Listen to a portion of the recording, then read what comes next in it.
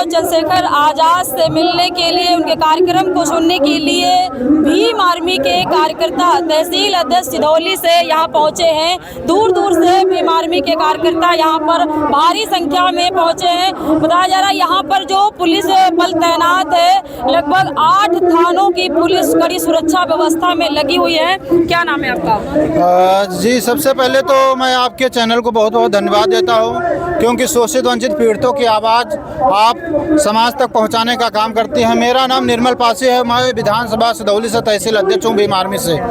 आज यहाँ पे आप पहुँचे हैं और किस तरीके से ये कार्यक्रम, जिस तरीके से ये रद्द किया गया और यहाँ ये जो द्वार बनाया जा रहा था अशोक सम्राट मौर्य, तो उसको बंद करवा दिया गया, यहाँ के प्रधान पर मुकदमा भी दर्ज हुआ। जी, ये मैं बता देना चाहता हूँ कि जिस प्रकार से वर्तमान में सामंतवादियों और मनुवादियों के इशारे पर प्रशासन के द्वारा हमारे बहुजन समाज के मिशनरियों पर मुकदमा दर्ज कराया जाता है, FIR कराई जाती है और उन्हें जेल भेजने का काम किया जाता है। जब जब कभी कोई बहुजन समाज का आगे निकल करके आया है और बहुजन समाज के महापुरुषों का स्तंभ निर्माण करने की कोशिश की है, तब तब उस जमीन को, उस आवंटन को जो है कानून के द्वारा अवैध घोषित किया जाता है। जबकि देखा जाए तो एक तरफ कहीं पे मंदिर बनता है, मंदिर में वही लोग जो है बढ़ चढ़ करके चंदा देते हैं और वहाँ चढ़ावा चढ़ाते हैं और लोगों को, हमारे समाज को प्रेरित करते हैं कि वहाँ जाने का काम करो और चंदा देने का काम करो। वो जमीनें अवैध नहीं होती हैं और हम लोगों के जब स्तंभ बनते हैं, महापुरुषों के प्रतिमा निर्माण होती हैं, तो वही जमीनें अवैध हो जाती हैं।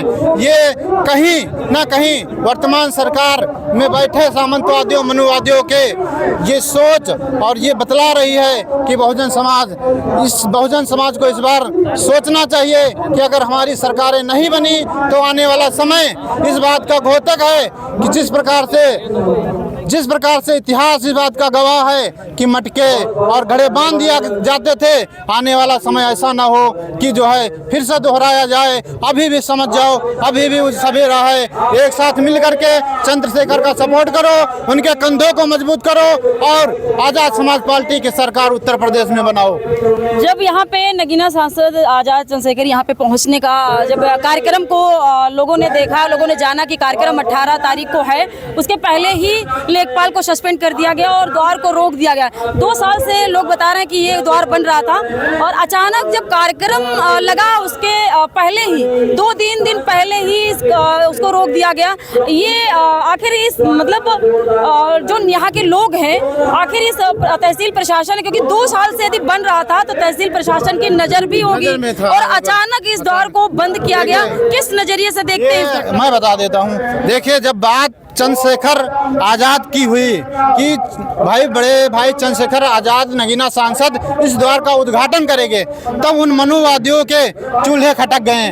उन्होंने कहा अगर इस विधानसभा में चंद्रशेखर आ जा रहे हैं तो हो सकता है हमारा विधायकी का जो विधायकी मैं बना हुआ हूँ, इन लोगों के बलबूते हो सकता है आने वाले विधानसभा में हम विधायक ना बन पाएं, ये लोग जागरूक हो जाएं और हमारी सीट खतरे में पड़ जाए। इसलिए ये चारों तरफ से जो है हमारे चंद्रशेखर आजाद को रोकने की कोशिश की गई। कहाँ से आए हैं आप? मेरा नाम वेद प्रकाश मौर्य, मैं भीम आर्मी जिला सचिव सीतापुर से।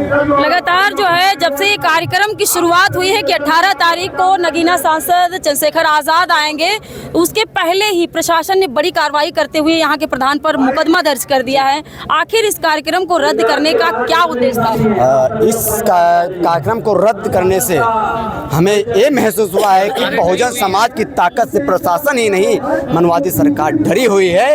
ये मुकदमा जो अंबिका प्रसाद मौर्य के ऊपर कल दर्ज किया गया है, इससे उनको ये मौर्य समाज की जागरूकता, जो जागरूक हो रहे हैं उनसे उनके पेट में दर्द हो रहा है और ये जागरूकता उनसे हजम नहीं हो रही है। और मैं आपसे कहना चाहता हूँ आपके चैनल के माध्यम से कि इसका जवाब हम 27 में हम लोग देंगे। इस अपमान का बदला जो है हम लोग 27 में लेंगे, ठीक है?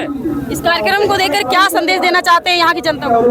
हम लोग बहुत तगड़े से विधानसभा सेवता में अपनी टीम को खड़ी करके और प्रेजेंट टाइम में जो शासन सत्ता में लोग बैठे हुए हैं उनको जवाब देंगे हम लोग 27 में इस अपमान के गले में में नीला गमछा है और किस तरीके से बहुजन कार्यकर्ता, भीम आर्मी के कार्यकर्ता, आजाद समाज पार्टी के कार्यकर्ता भारी संख्या में दूर दूर से लोग यहाँ पर आए हुए हैं चंद्रशेखर आजाद को सुनने के लिए।